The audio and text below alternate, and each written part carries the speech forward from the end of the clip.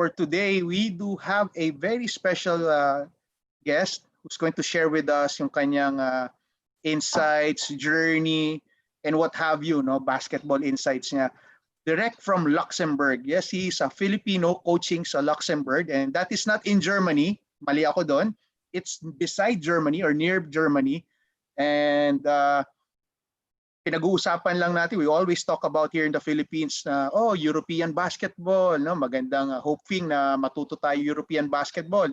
Well, who better right now to talk about insights sa European basketball, but for a coach, a Filipino coach, coaching in Luxembourg, and that's in Europe as well. So,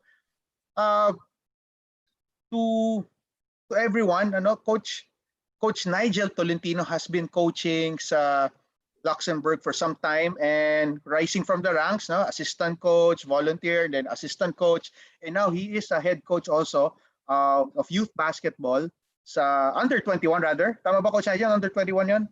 Actually, Coach, I coach in the senior level. Oh yeah, the senior level sa Luxembourg, and very modest si Coach Nigel, because when I approached him about sharing experiences, parang sinasabi niya was, I'm not the man to talk about this. I'm also a student. Well, everybody is a student. When you're coaching, you're also still a student.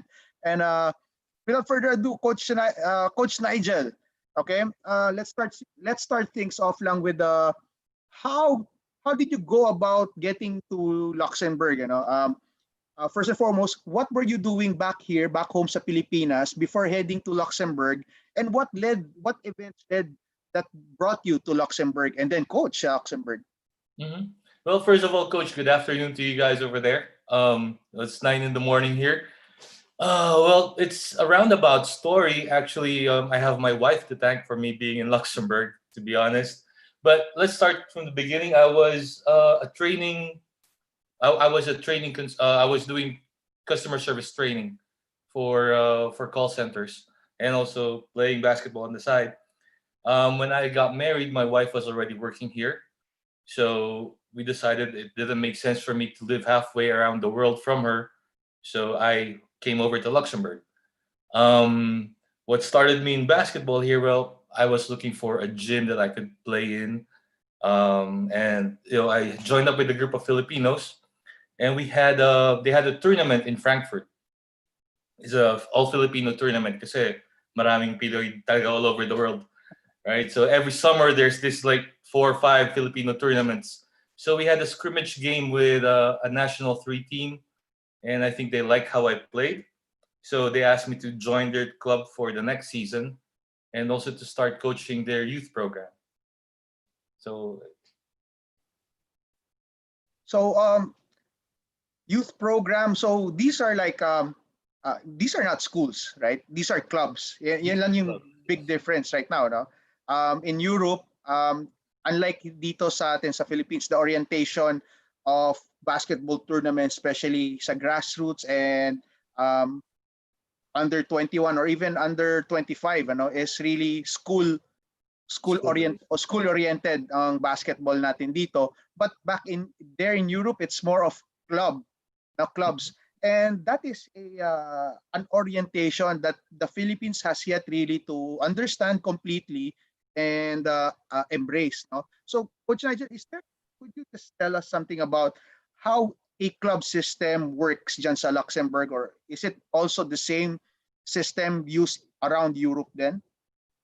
I would suppose yes. The club systems here in Luxembourg are the same as mostly in Europe, but what they do here is from a very young age. Like my son he's 6 years old, and he started in a baby basket, they call it. So just 6 years old and under, running around the gym, doing gymnastics and basketball. Not really focusing on basketball activities, but just shooting and dribbling and then playing around. Formally, they start from 8 to 10, which they call Pusan or something like that. That's the first level.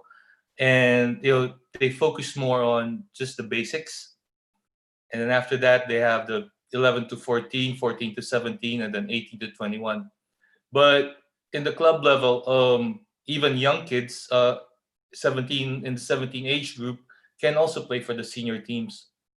So I would say, yeah, because when I was in the Philippines, when I was in the grassroots level, I grew up in Ifugao, and it's a very very small town, very very small province, and you could see that the coaching wasn't really there, and here the coaching starts from when you're really young, Okay. so that's makes it the main difference.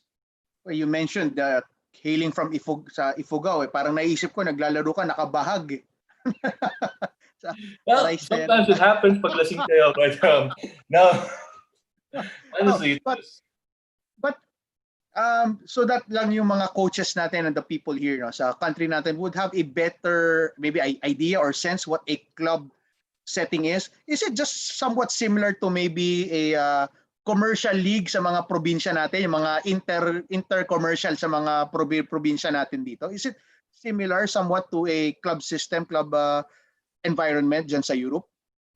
not necessarily, coach. Usually in the club system, Well, if they maybe have like, who owns the club teams there? I mean, dun muna mag-start. Who owns the club teams? actually it's the city or the municipality. Pwede, you could say that. So like teams are based on where they're located. Oh, So okay. So parang mini MBA, mini mini MBA, MPBL, yes, no? Mini exactly. MPBL now, right now, ganun eh. So Yeah. more regional, citywide games. Yes, there's Okay. no, and then they just get sponsors from, from businesses who are in that city. So it's not like one, hindi parang MVP or San Miguel owning teams. Okay, okay. The players, the kids, the players who want to play in the clubs, paano yan? Tryouts, or what about the players who don't make the list or who don't make the cut? How to go about participating in these clubs? Actually, coach, the good thing about it is it's not just one team. So you have B teams, C teams, and they also have their own tournaments. Oh, okay. So Wow. it's Okay. So more talaga like for a mix everyone. of our college and MBA. You can say that. So it's really for everyone. If you don't make the first team, you can play for the second team and play against other second team levels against para meron silang sarili nilang leagues naman. Yeah, so maybe for a certain age group, merong level A, level B, level C, something like that, no? Yeah, and normally Well, if that's you good. if they're like us, 40-year-old people who still love the game and Okay. you cannot run with the young guys at 21, then they can go for the C team where they, you know, throw elbows Okay. with other adults. Throw elbows at other athletes. So malamang mga Pilipino karamihan. You could say that, yeah. Okay. At least for me personally, it gives me a better picture. No? Excuse my daughter. No problem. Yan, pwede yan pang ano eh, pang basketball and ano yan, volleyball, tsaka martial arts eh. Anyway, um, when we talk about European basketball and then you're hailing from the Philippines, Ifugao pa nga, sabi mo, no? So, ano yung nakita mong, maybe we'll talk about similarities first that you observed, no? Similarities between Philippine and European basketball. I think hindi na pag-uusapan masyadong similarities eh. Maybe you can Mhm. start with that. Really tough question, actually. Similarities. Well, the game is universal, so they always look up to the NBA as well. Mm-hmm. Mm-hmm. Um, Okay. yeah. Aside from EuroLeague, they always look up to the NBA and always try to follow highlights and games. They're big fans of the game here. Similarities, I would say, they love the game as well. For those who are into basketball, they have the same passion for the game. Um, in a way, similarities in terms of playing style. Maybe we could go to there if Well, in terms of playing style, there's not much actually to say. So I uh guess that's where bridging the gap comes in. okay. But I think it's very I think it's an eye opener that you said that even the Europeans follow the NBA because we have this notion the Filipinos Strictly. they're too much NBA oriented. No, we're too in awe of the NBA. Unlike the Europeans, they have their own brand of basketball. But at the end of the day, they also follow the NBA just because it started with the NBA, no? Globally, basketball started with the NBA because of the dream team, no? Yung sila Jordan, Magic, and Bird. Exactly. I remember that. So that's an eye opener na they still follow the NBA pala as at a certain degree that they they are influenced by it still. Yes, I would say that they are still influenced by it. I mean, a lot of, like you said, basketball happened in Europe. Basketball boomed when the Dream Team came in Barcelona. But aside from that, they also do have their own European style or European flavor of basketball. They follow the Euro League. There's different leagues in Europe that a lot of guys follow, like the BBL or the Bundesliga in Germany, and the Spanish league, basketball league as well. So everyone has their own flavor, but like you said, it all still reverts back to the NBA. Okay, that's a good statement. No? It ends with the NBA. It started, and maybe it won't end in with the NBA, but more importantly, it started with the NBA. So with that, what would be the glaring differences between a European and Philippine basketball that through the eyes of a Filipino who's there in Europe? Okay, that's a lot, but basically one of the main differences that I've seen, coach, is the penchant for moving the basketball. It's the systems are always spread out. Um, there's always ball movement, predicated on ball movement, quick passing, quick cutting, and spot up shooting. Unlike in the Philippines, at least when I was still there, the main thrust was give the ball to your best player, and one guy can score maybe 18, 20, 22, 20, 23 points, and he carries the team. But here it's more of a spread out offense where everyone can score, everyone touches the ball, and utilizes off ball flex screens and everything like that.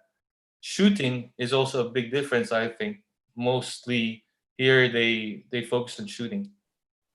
At what age do they focus their shooting?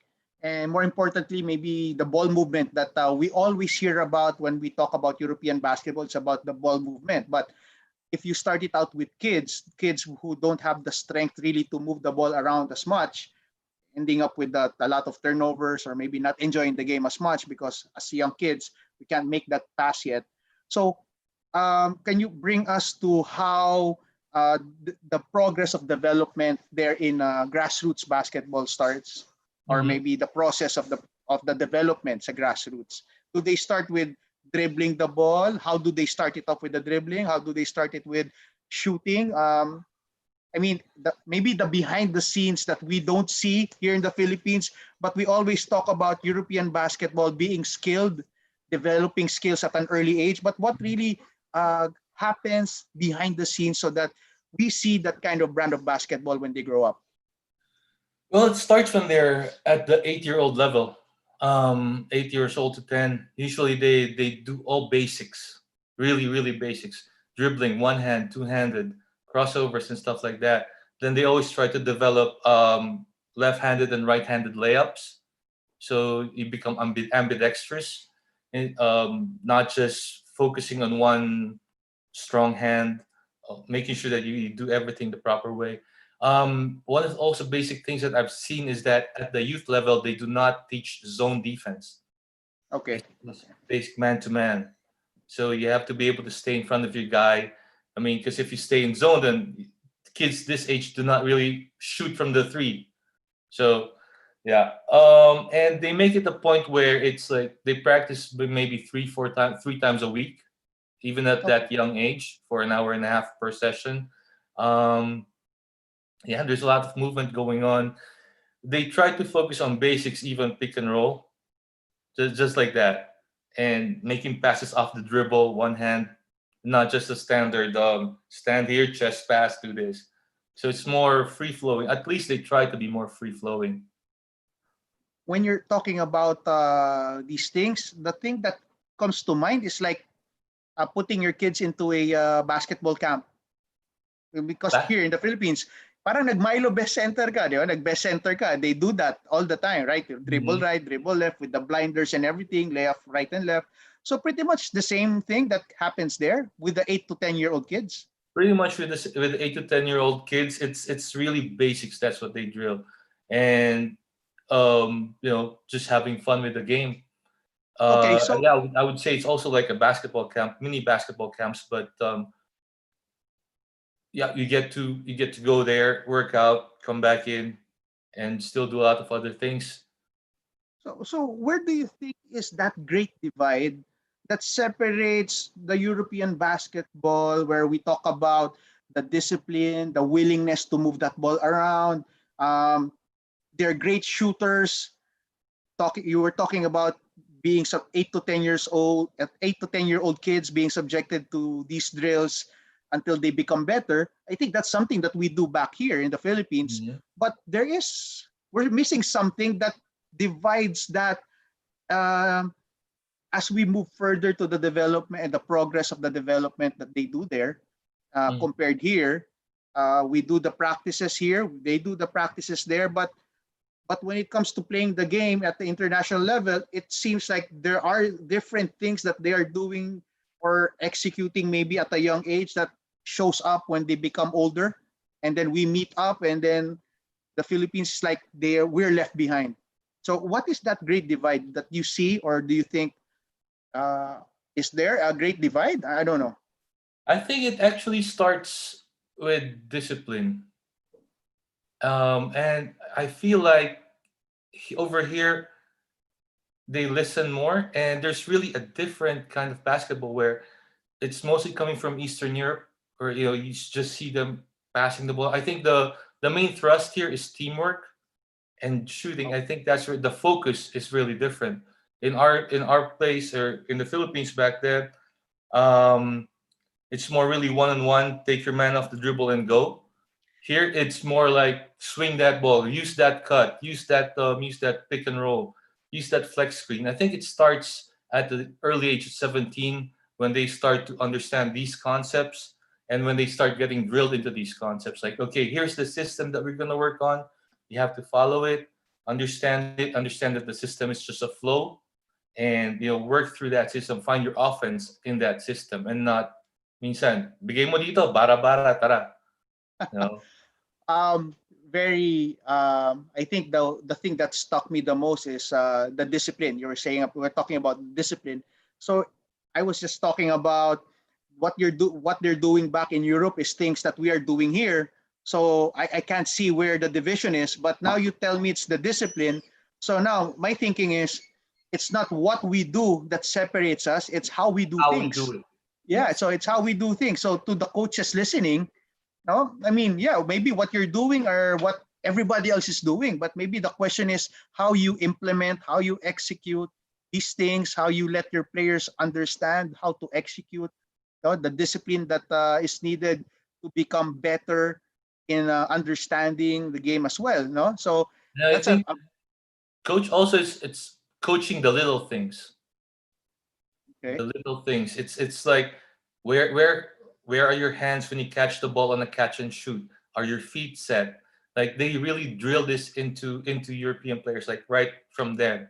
Um, Proper form, proper shooting, everything. So it's sometimes we tend to overlook the little things, like are your feet balanced, are your feet square, things like that, and they just have it, like they teach it to them at a very young age, 14 to 17, and then they just have it all throughout. So Okay, 14 yeah. to 17. What happens before that, maybe like 13, 10, and 8, you were talking about. So there it's just really play, developing the love for the game, but at the same time, having that mindset that the game is about five guys. Basics, yes. And then when they get to the 14-year-old level, that's where the competition intensifies. For now, you can start putting in simple drills like pick and roll drills, or fill, cut and fill, things like Okay. that. But they do not teach zone, so it's really Mhm, mhm. one on one. Help side defense is a very important aspect as well. So that's when the competition goes, and then when they go to 14 to 17, and even the under 20 level, now they start putting in, you can start putting in systems that they can work on, or that they can do. Okay. Youth basketball, no zone defense. How about full court defenses?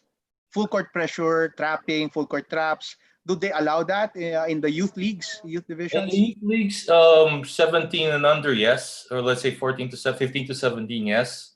Um, but again, it sometimes it doesn't make sense to do that in the younger leagues because not everyone is a gifted ball handler at that age.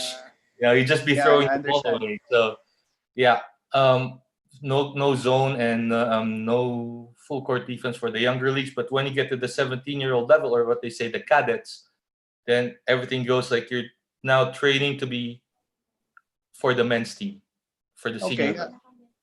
That paints a very clear picture of, I think, the what we were looking at for that great division that separates us from the European guys. I think it's really the commitment to develop first the right things in basketball at a very young age. And when I say the right things in basketball, I think it's really the concept of teamwork. Mm-hmm. And when the kids in Europe get that down already about the concept of team play, then that's where they slowly interject individualism in, in a sort of way. They put in other concepts, but because they feel safer now, because they've understood the team concept, now they can introduce other concepts that could just build and add on to that foundation, right? Yeah, I would say that. But not to take anything away from the young kids playing basketball in the Philippines. It's not.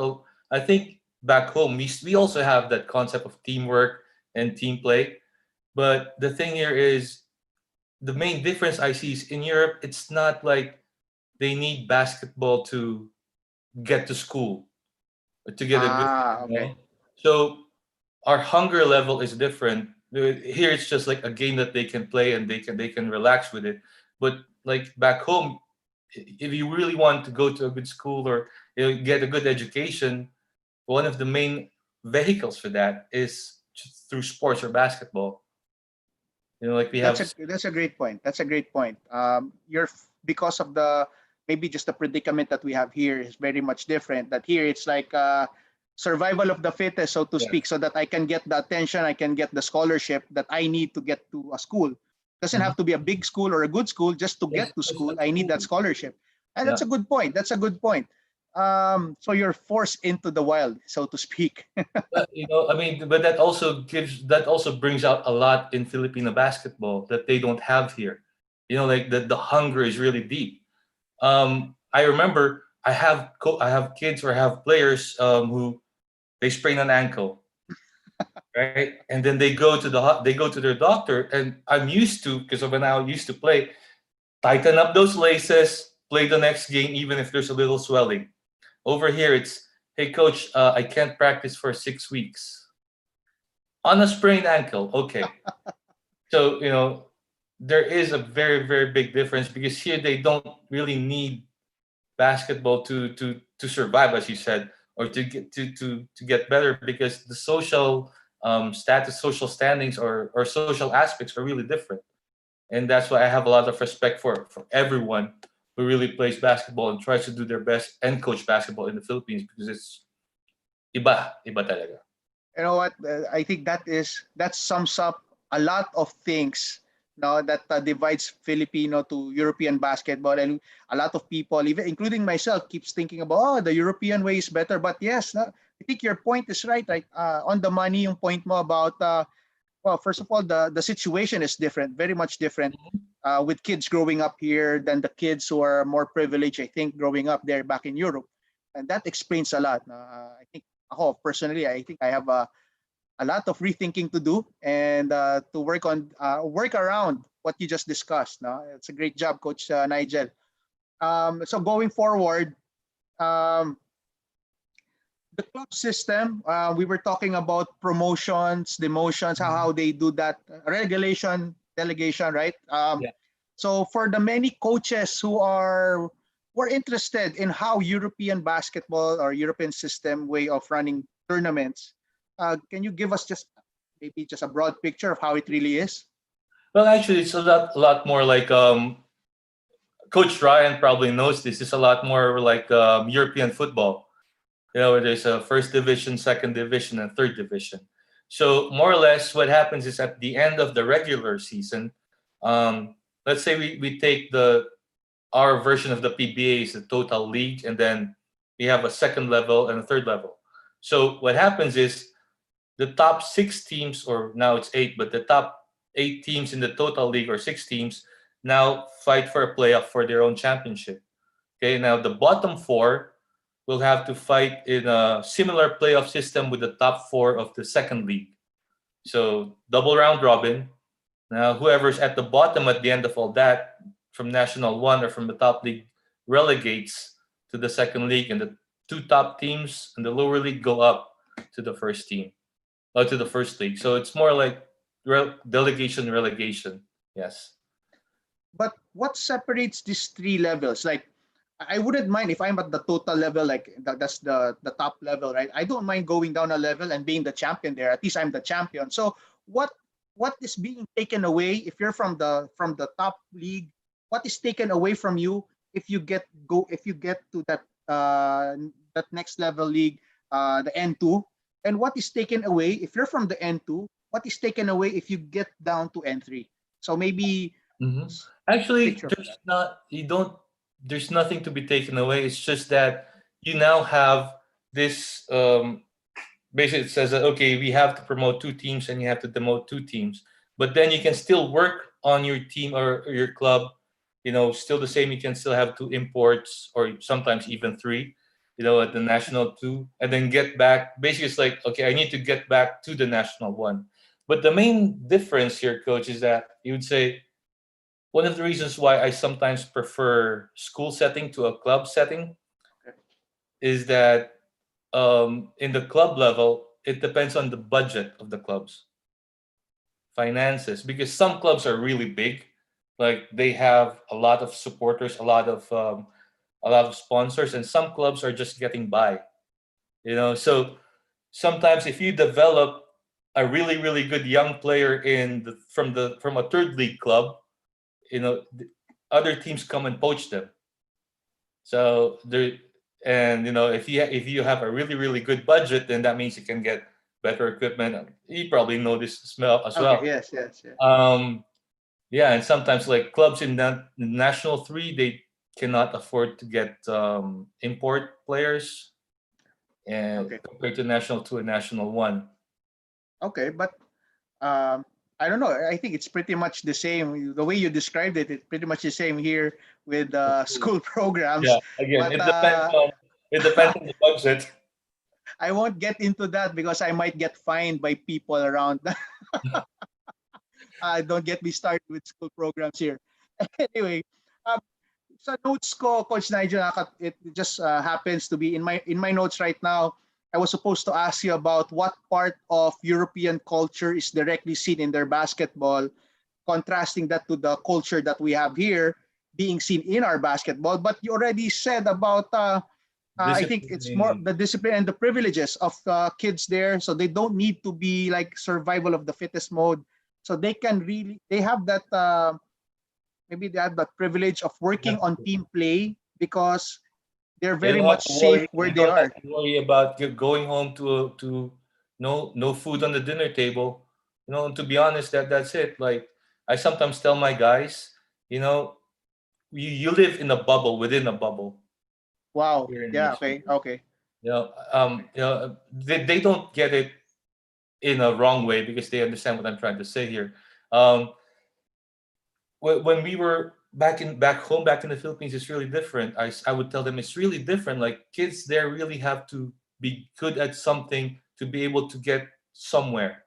Here, to be honest, here in Luxembourg, as soon as a child is born, he gets a monthly allowance from the government. Wow. Wow. Right? Okay. So Okay. basically, like my kids now get monthly allowances, and now it's in their savings. So when they're 18, they can come to me and say, "Hey, where's my money?" And you have to give it to them because they're Okay. taught, they informed that they have that money. Okay. You know? Wow. Wow. Yes, they are. So basically, like I tell them, you don't have to do this in the way that we have to do it. But yes, that's really the main difference. Wow. So I think a lot of coaches will be lining up, messaging you how to be a coach there in Luxembourg. Isa na ako siguro doon. I have 2 kids who I really need to give some allowances to. Especially in these times. Yeah, I mean, how is it there? I mean, Now that you mentioned it, how is it there? COVID-19 related lockdowns. What's the situation there in Luxembourg? Well, when we started the lockdown, I think we started the same time as the Philippines. Um, our season was also interrupted. Like for me personally, it was like, ah, damn, my team was on a winning streak, and then okay, we were. Okay. Well, I'm coaching a team that has been rebuild mode for 2 years now. So we've been rebuilding, and this was the fruition of it.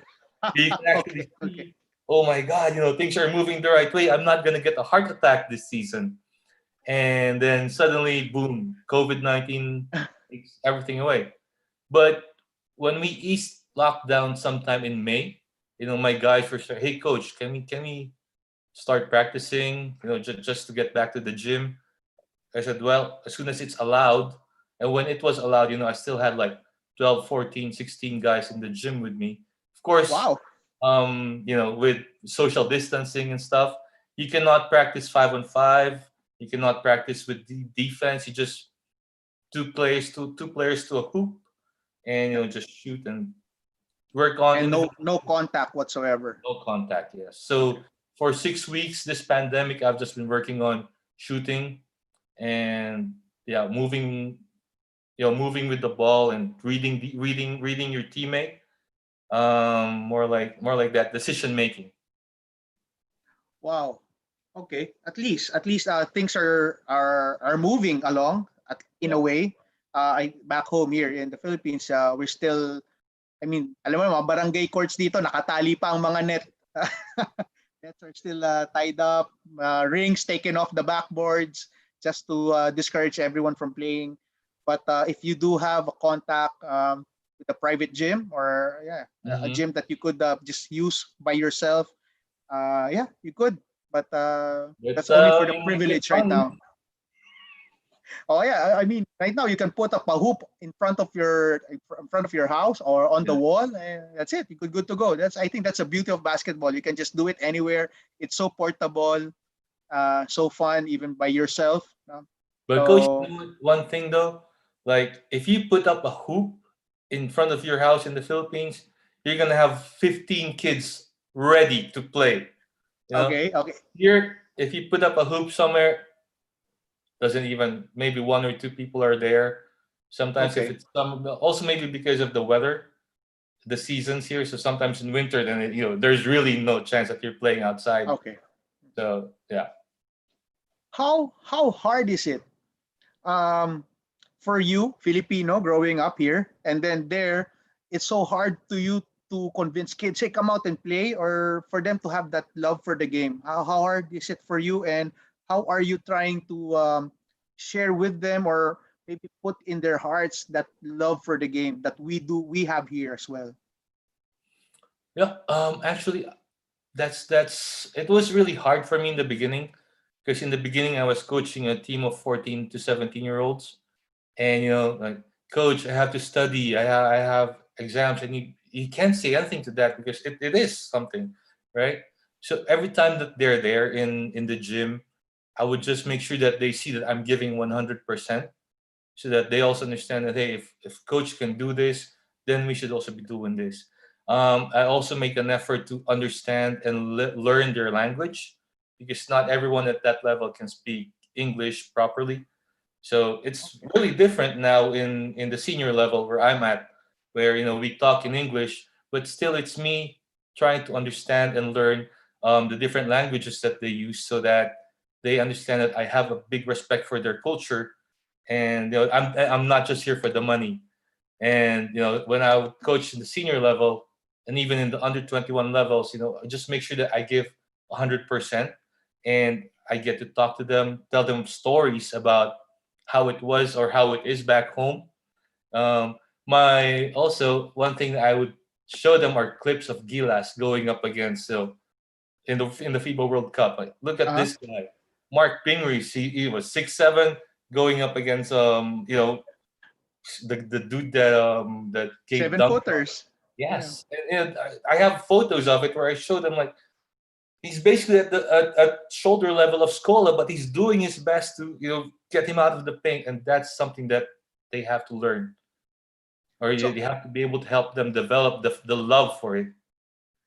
what's their reaction towards those stories that you give them? And then yeah, okay, Mark Pingree stories and then the pictures when they put two and two together, what's their reaction to that, to those stories? Because I'm pretty sure there's a reaction to it that's worth telling. Coach, like when I was telling them about when I was younger, we would play Sakanto, Hmm. and letting jeeps pass by, calling time out, time out. Or when you go to the cement courts, it's Okay. cement. They're like, wait, you play in cement? Yes, we play on the road on cement, you know. Okay. And I tell them about pustahan with ice water or pop cola and the hard fouls for the last shot, but wala, nothing, no, no. And then they're like, how is that possible? And I'm like, well, it is. Filipinos really love the game. And you show them photos of people playing even in flooded Hmm. situations, stuff like that. And they're just left in awe. I would say they're in awe that you know there's a group, there's a country somewhere in Southeast Asia that loves the game this way. And And yeah, do some of your players are there players notably talk about that has been affected in a way that you would want him or any player to be affected with those stories? Meron ka na bang kwentong ganon? Meron na who shaped up or just had this love for the game because of the stories that you tell him about us? I would say yes. I had this young guy. He's half Luxembourgish and half Filipino. Oh, okay. So I first coached him when he was 15 years old, and back then he doesn't know Tagalog. He doesn't know anything about his mom's country. Mhm. So we would bring him with us to Filipino tournaments abroad, like in Germany, in the Netherlands, and we would share stories. Like he would get to talk to all the other Filipinos there, and he'd get to understand their stories and see their type of play. Then he would go ask me for clips of the PBA that he can watch. Because I would say, in the Philippines, we have a guy like you, like Bal David or something, because Oh, he okay. has that stature in the body type and the speed and everything. And he really latched onto it, onto all the stories. And now for the next season, he's gonna be one of the point guards for a national one team. Wow, that's exactly the great stories that I think we need to be hearing more, because when we talk about European basketball here in the Philippines, it's always they're up there, they're ahead. That it's something that we can learn from them, but never them learning from us. But your side of the story, and you're there, so it's totally a non-fiction thing. No, it's not made up. There are lots of things that these European guys really can learn more about the game from us as well.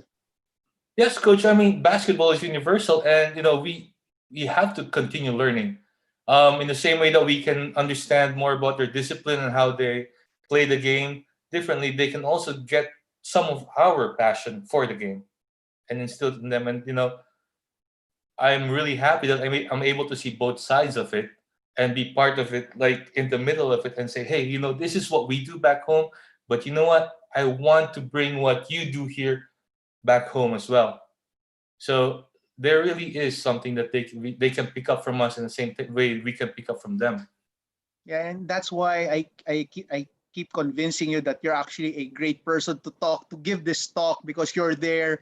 You're the very few Filipinos who have that love for the game and be there as well, learning from them, but at the same time not forgetting who you are. So on that part, on that regard, no, good job, Coach Nigel, and really an opener of sorts, no.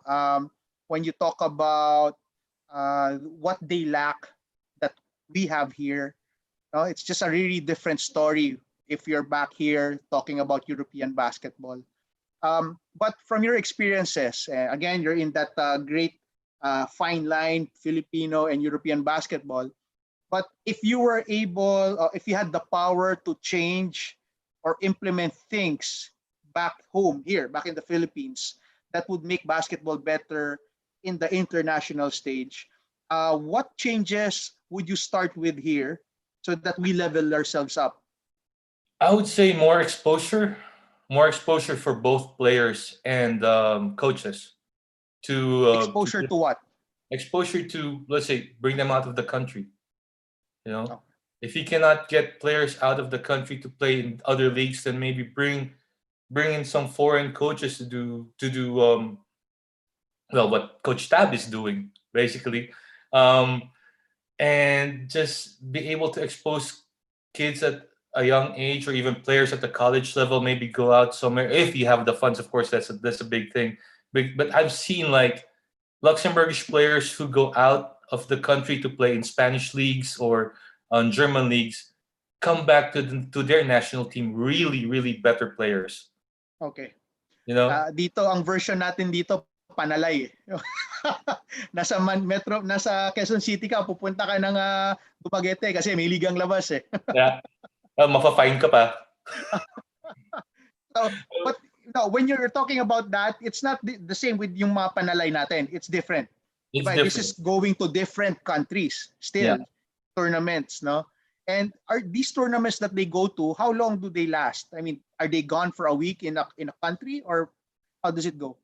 No, I mean, when I'm talking about some Luxembourgish players who play here, are taken as imports to Okay. a different countries league. It's still like they still do it for the Yeah, entire but season. so a season would be how many months or weeks? About 8 to 9 months. So they go to other countries for that long, and then Yes. when they come back, they play a season for their clubs. No, they can stay there if they still have their contracts, or if they're renewed, or they can look for other contracts outside of the country. When I say they come back, yeah, they come back to the national team for the FIBA related tournaments. You can see a very big difference and improvement in how they play. I So see. I would say back home, like let's say in the case of Third Year Ravenna, I think it'd be really really good for him to be able to play in the B League, and I hope a lot of people also follow. I Yeah, I mean, mean, yeah, being exposed to great competition really brings the best out of you, in you, of course. into a different type, different styles of play. Because we sometimes when we're back home, you're used to a certain type of how to play. But if you go out to other countries and observe the different discipline that they have, or the different techniques that they may have in terms of drills and everything, and you just get better, I think, if you have a more spread out knowledge or a more spread out experience. Yeah, just really opening yourself up to different possibilities, Yeah, to different ways of going about. you cannot really just choose one way and then just go that way. You know, you have to be able Point to be taken. open and see what's going on here. What can I take from this side? What can I take from that? Same like, Yeah, yeah. that's a great point. That's a great point. So hindi lang puro panalay, kailangan talaga more more than a month, and then exposed to different styles of play. Dito panalay, pare-pareho pa rin eh. Ibang lugar lang pero it's the same Hmm. brand of basketball. But you're talking about players who have the capacity to go around the other countries, and maybe train in other areas. But for the grassroots level, is there anything that you would want to implement or change back home here, at the grassroots level, at the way we do things? Maybe for me, on top of my head, I've been battling youth leagues for staying away from zone defenses, like you mentioned, and Yeah. full court presses. I mean, it's really pointless for you to, yeah, you may win games.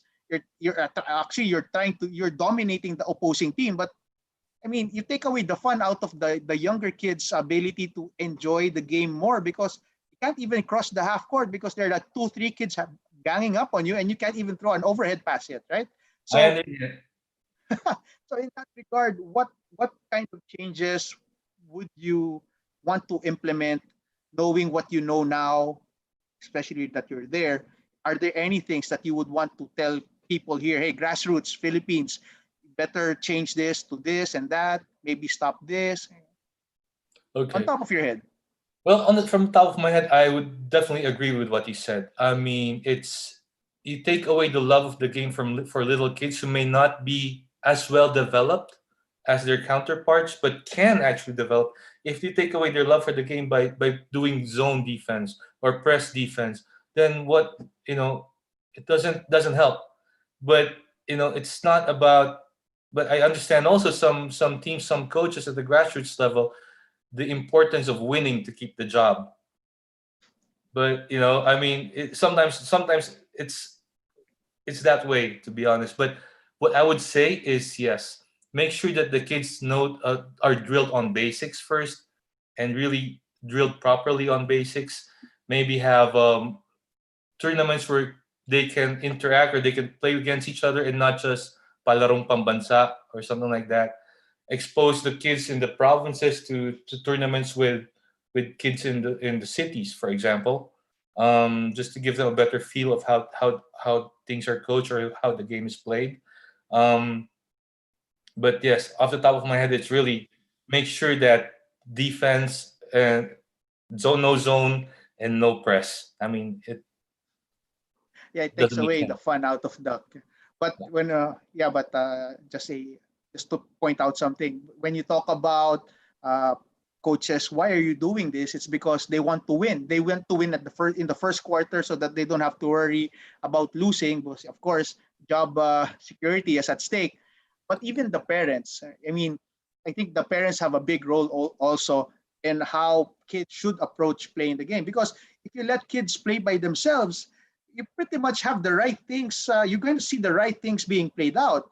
But when the coaches, the parents, they try to put their brand of basketball, it's going to be dog eat dog. Mm-hmm. And that's where you see all the things that we're just talking about, the zones, the full court presses, just because we want to dominate the opposing team. It's like trying asking our kids to beat up the other guys. So that's crazy. So yeah, Yeah, that's a I very think that you were saying something also, coach, about teach the skills and teach it properly, and not teach to win at that level or at the grassroots level. You have to teach them how to play and not how to win.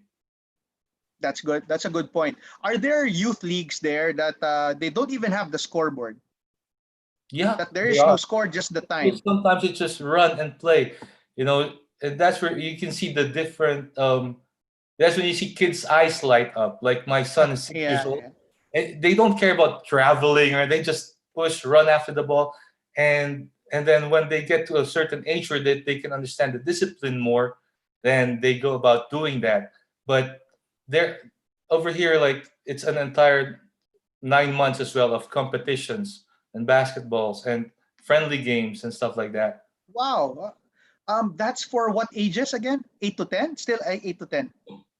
8 to 10. Wow. So it's more like fun. They have like first phase. Okay, maybe 8 games, and then they rest for half a month or a month, and then they go again. Wow. Talk about they're putting in rest, They're putting considering in less. rest to those kids. There's Yeah. no rest for the players here. It's always on season. We're always in the season, never off the season. But again, that's a great point that we're talking about. You're pointing out the coaches need to understand that it's not all about winning, but they have to work around administrators wanting them to win, or else you're out of the job. Yeah. So that's a whole different talk that we That's a need to whole talk different about. conversation, To coach. discuss. Yeah. So how do because it's not in a school setting, it's in a club setting. That's why they can pretty much really implement whatever standards that they want, Yeah. because I mean again there's that league that I mean losing isn't that bad because we're trying to learn the game at this point. And Mm-hmm. then come 15, 16, 17 years old, that's where competition really starts. Yeah. Okay. That's true. And then when you're in the senior level now, that's also part of the job security thing. Or now Yeah, you yeah, have to I would hope that understand. everything that you've been doing at the youth level is really working, so that when you get to the senior level, your job security is not too much of a question. But yeah, like everywhere else, I think coaching turnovers or turnover coaching in the senior level is really high. So Oh you really really? have to Really? fight to keep your job. Yeah. Yeah, so there are a lot of coaches there who just want to stay stuck at the youth level, huh? More or less. But it also depends on the club that you're in. Okay, Sometimes okay. there are clubs that just want to win now, as opposed to a philosophy of let's develop a young core and then bring him stage by stage.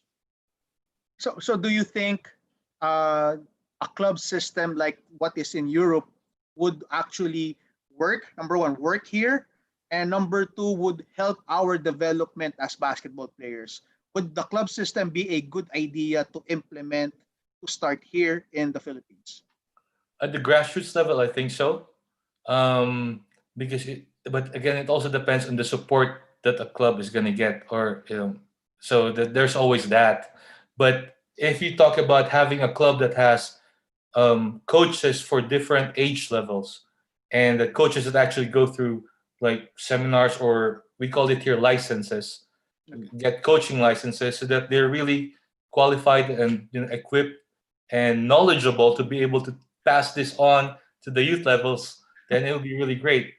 Because from my experience back home, if you play summer leagues in barangays, your coach is usually like just some old dude who can't play anymore. Dating mga kuya nila, Yeah, nakachinelas mga dating kuya lang. who Oo. played the And game before. or nasa puso nilang basketball kaya they Yes. already have the right to coach, but yeah, I do believe some kind of filtering also must be used, because these are frontliners to kids.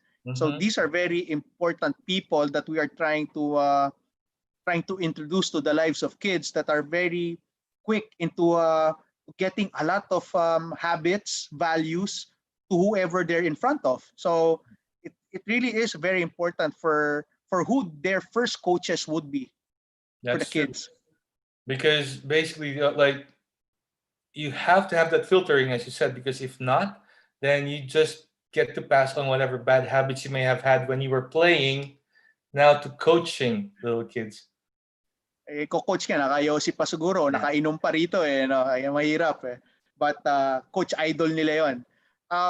Such a great time, Coach Nigel, no? And we're just keep moving along. Okay ka pa dyan, ha? Okay ka pa. Yeah. Ano oras na dyan? What time is it now? 10 o'clock. I'm good now. I've had my coffee, coach. Could you show everyone how much coffee you've been drinking already? Ayan, puno yan, That was we're having such a great time, Coach Nigel. Thank you so much. But still, a lot of things to talk about. So, what are your future plans there in Luxembourg? Do you see yourself maybe in 5, 10 years time doing what in terms of basketball? And then actually, while we were talking about the club system, I was just thinking, does Luxembourg have a national team? And then you mentioned that you do have a national team, but forgive me, I have not heard of a national team from Luxembourg for some reason. I think they just get eliminated too early for me to find out. Well, that's true. I mean, to be honest, coach, it's just 650,000 people is the entire population of Luxembourg. So, Okay. I was an assistant coach with the under-20 national team for the past 2 years, and we've been competing in the Division B championships for FIBA. We've had tournaments where we actually almost beat Russia. They only won against us by 3, and Wow. we just missed like 3 wide open 3-point shots to clinch that game. And when this is a story. So before that game, my head coach was like, "You think we're gonna lose by 40?" I said, "No." He says, "What, 20?" I said, "I think this team's gonna surprise you." And he's like, "Ah, you're such an optimist." So from the get-go, I was like, "Let's go, let's go, let's go."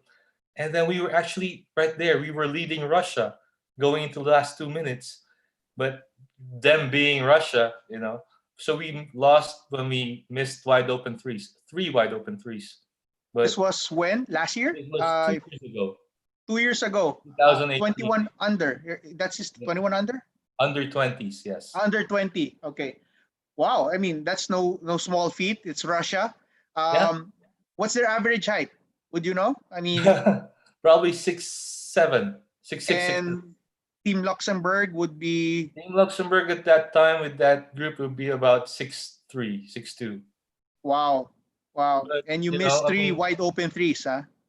yeah, we just missed 3 wide open threes. But we had a good tournament. But at the end of the game, my head coach was sitting there. He was like, "Man, we almost beat Russia." I was like, "Yeah."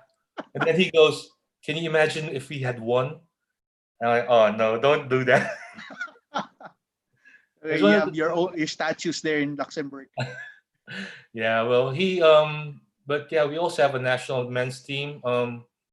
most notably for the past couple of years under our head coach, they've been hitting their stride and improving in the rankings as well. Well, not as much as the Philippines is, but we're there somewhere in the middle. um, do you also, the national program there in Luxembourg, do you also go out of other countries or maybe in other different areas of Europe just to train? Or do you get Um, exposed to other coaching, other basket style of basketball down around Europe? well, That'd be great. yeah, that would be great. We do have them, like we have pocket tournaments or friendly games with other national teams from other countries. Okay. Which is easier here because it's landlocked. So you can play in Ireland or something like they can also come here, or sometimes the Bulgarian team would come, something like so. There's an exchange like home and away type of not the tournament but just friendly games. So yeah, Okay. then we So also have I mean, games of the small states where like small countries have their own like mini Olympics type. Like maybe you can compare it to Southeast Asian games in our end. So okay. So that's where usually Luxembourg competes and in a mhm, way does well. yeah. Yeah, we have our own small victories. I mean, victory is a victory to some extent. Well, and as for me, like talking about 5 years from now, I still want to be able to do this. I think I'm blessed with the club that I'm at. They understand that when I first took the reins from them like 2 years ago, when they first hired me for this club, it was really we didn't have anything, So we were losing games by 40, and Okay. like over the summer we started recruiting from B teams and young guys, and they started coming, seeing the culture that we tried to implement in the first year, and they stayed. They liked it, and we started improving last year. And like I said, the gains were starting to show. Even with some losses, the losses were not lopsided, and we started winning a lot of games. So I'm looking forward to the next year, maybe promoting from National 3 to National 2, and Oh, seeing what okay. happens from there.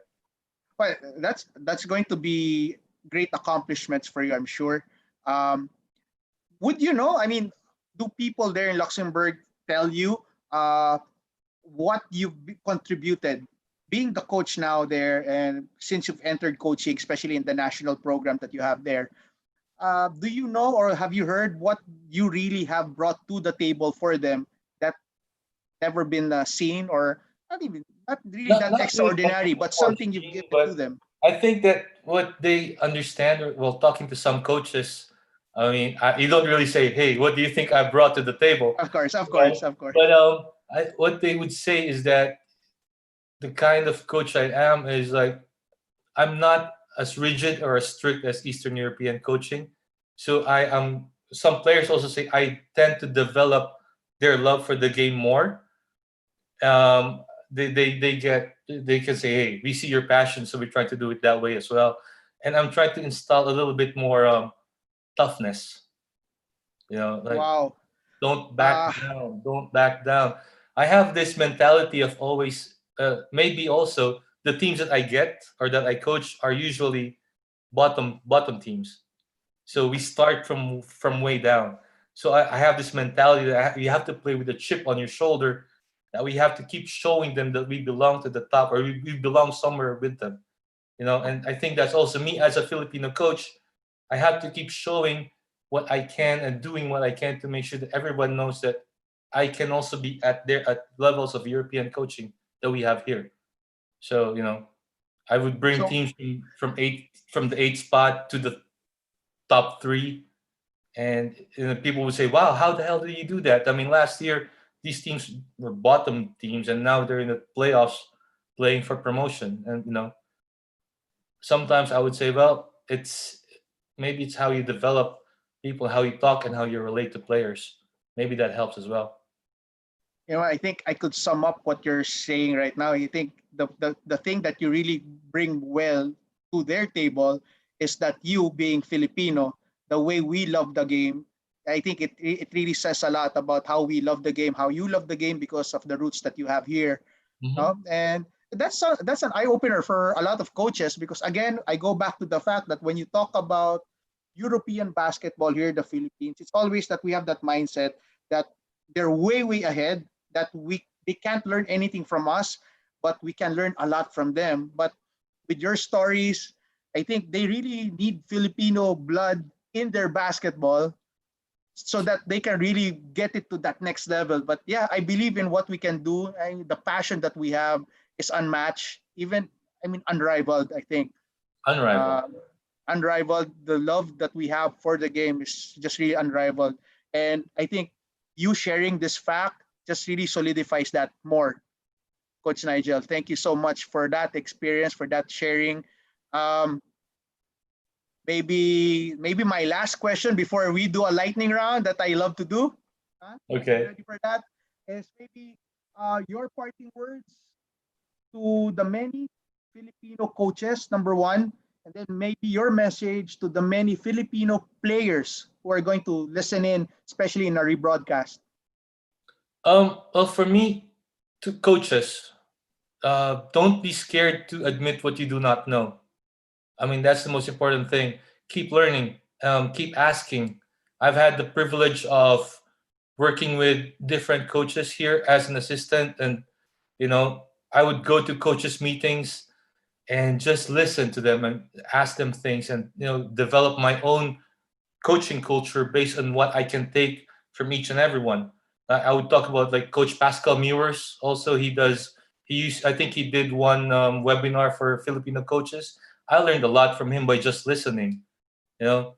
And some of the other coaches here, like Coach Ken, it's just you have to keep learning and not stop at what you know. I think that's the most important thing, and then apply whatever you learn. Pick and choose what you can work on with your teams. For players, just maybe work hard. I mean, I think that we see how much Filipino players really work hard because they love the game, but also don't rely on athleticism alone. On work on other stuff. Be more well-rounded. Like over here, we have five guys shooting from threes. With precision, or with regularity and with ease. And maybe that's something that we can develop over there as well. Like if you're a big, don't just stay inside, or don't just learn big man skills. Bring the ball down, shoot from outside, develop a well-rounded game, I would say. So those are great messages for the coaches. Just learn, be masters of your craft, just learn a lot. And for the players, I think the players and the coaches, they just need to work hand in hand to level up basketball here. But rest assured, to everyone watching, especially yung mga kapwa Pilipino natin, we are doing well. We do have things that they can learn from us, and proven by Coach Nigel. Actually, Coach Nigel, personally, I really want to be in your shoes right now. We keep talking about coaches na here in the Philippines or who have reached a certain level, players like 30 going to Japan now. But we do have a Filipino coach who's part of the national program in Europe. Uh, I'll give you a few seconds to make that statement sink in. There is a Filipino coach part of the national program sa Europe. Diba? So Well, it's not a big national program, but coach, I mean, I'm just if you, I think that if you work hard and people realize and understand what you're trying to do and respect it, then you're gonna get to wherever you want to be. now, what I'm saying, Coach Nigel, is being where you are now really opens up a lot of things that you'll be learning more, Yeah. opening up to new ideas, just to make you a better coach. And what a position that you have there. So envious of you. And again, you are there. You are where God puts you. And really a great job what you're doing, spreading the love, the passion of a Filipino in Luxembourg, and that's something that they will be lucky. They will Thank be you. lucky to have because of you, Coach Nigel. So before we do end this, I like to do this to everyone. I'm I'll not just gonna get just fined for this, right? no, you won't get fined. You actually, Coach Nigel, you're nobody to them. That's why there's no fine for you. Exactly. I love it. But after this interview, they'll know more about you. Then they'll just give you the bill for the fine. Anyway, just one word answers. No need to explain anything. You ready? All right, let's do this. Okay. Favorite PBA team? Ginebra. Siyempre, mukha naman eh. Favorite PBA player? Right now, Gabe Norwood. Oh, okay. That's a good one. Who is your direct basketball influence here in the Philippines? Doesn't have to be a somebody. Maybe it's just you. Maybe you know him personally. I would say it's Coach Gus Fermin. Oh, okay. Wow. Why? I need an explanation for that. All He right. played Well, under him? when I was in high school in the Philippines in Ifugao, like I said, I didn't have a real coach. You know, Okay. it was just like the math teacher who's a male who's coaching men's teams, who's coaching the varsity program. That's Gus how it Fermin. was. No, that was when I was. But when I was in college, I Okay. was under Coach Gus for 2 years at Angelicum, and that's when I really had a real coach, and he was Angelicum here along Quezon Avenue? yes. Oh, okay. I was in UP with Gus with Mike Fermin, Mm-hmm. Mm-hmm. his son, and then I moved over to Angelicum, and Coach Gus had this thing about, oh, kainin mo tong pamatay ng daga. Bakit? Para sa daga sa loob mo. Dinadaga ka eh. Things like that. And he was a funny coach, but he was a strict coach, and he was my first real coach. And I think that rubbed off on me. Have you reached out to him now that you're there in Luxembourg? Does he Uh, know? Actually, Coach Gus passed away a few years Oh, ago. oh, okay. Coach My bad. My bad. Coach Mike Fermin and I are still in communications. And I haven't said this to him, but I hope he listens and understand that his dad was a really big influence on me. Uh, Such an honor. I'm sure Coach Mike would be truly honored with those words. Okay, going back. Mhm. Um, what should Filipino players stop doing? Stop watching highlights. Okay. What should Filipino coaches stop doing? One word. Uh, Learn. Okay. Okay. Okay. Okay. Um, what should Filipino players continue to do? Skills. Skill work. Okay. Grassroots coaches should start focusing on what one skill. If there's one skill that you want grassroots coaches to start focusing Shooting. on, shooting. Okay.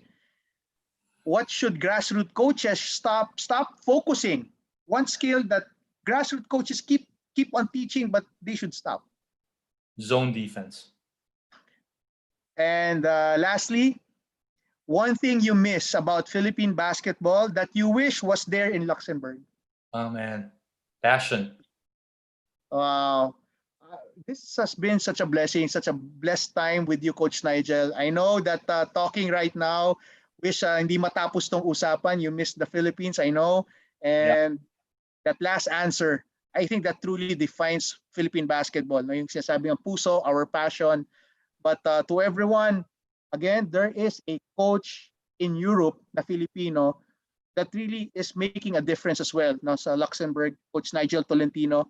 Coach Nigel Tolentino, thank you so much for your time, for being candid, being honest with your answers, and just really giving a lot of information that I'm sure that the coaches and the players listening in or gonna listen in soon would learn a lot from you. Thank you so much, Coach Nigel.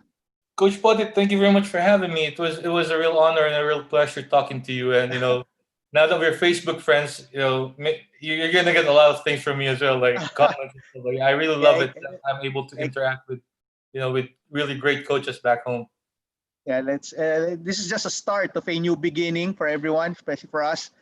Coach Nigel, could you please just stay a while and for the other people in AIA to just congratulate you and just have a little time with you for a while? Is this okay with you? No problem, Coach. Okay.